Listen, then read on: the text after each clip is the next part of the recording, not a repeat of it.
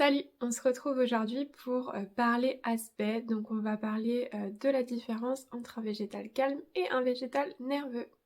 Entre art, artisanat et commerce, le Larousse définit un fleuriste comme une personne tenant un commerce de fleurs au détail. Et si en réalité, c'était bien plus que ça. Je suis Chloé Pugin. Ma mission, vous faire découvrir ou redécouvrir mon métier, mais surtout vous donner des astuces et des techniques pour fleurir votre quotidien. Ensemble, sublimons l'éphémère.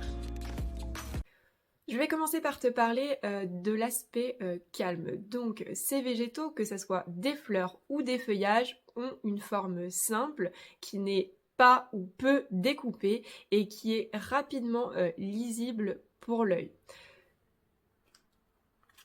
Par exemple, le physalis, donc là on reconnaît la forme ronde qui n'est pas découpée.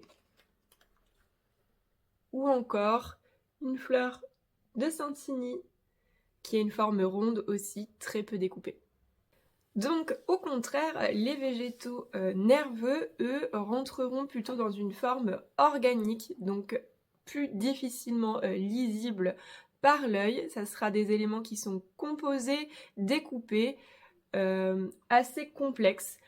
La fleur nerveuse par excellence, le gypsophile, donc qui est composé de plein de petits éléments. Et en feuillage aussi, encore un exemple, le Pittosporum, qui est composé de plusieurs petites feuilles dentelées et bicolores, donc qui est très nerveux. Mais quel est l'intérêt de savoir reconnaître et de maîtriser ces aspects? C'est assez simple.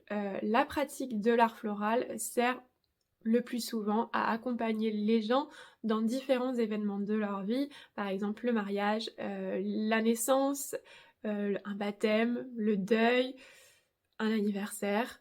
Donc le fleuriste ou la personne qui réalise la composition doit maîtriser ces aspects de manière à insuffler à son travail l'émotion qui correspondra à l'occasion ou représenter la personnalité de la personne à qui est destiné l'arrangement.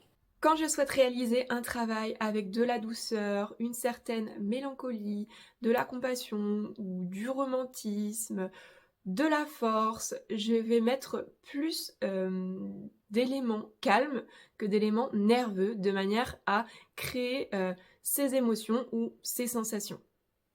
Au contraire, quand je veux que mon travail transmette de la légèreté, de l'énergie, de la vie, une certaine spontanéité, je vais mettre plus d'éléments nerveux que d'éléments calmes. Et pour finir, quand je souhaite que mon travail reste neutre, j'équilibre ces deux aspects à 50-50. Bien sûr, il y aurait encore un milliard de choses à dire sur ces deux aspects.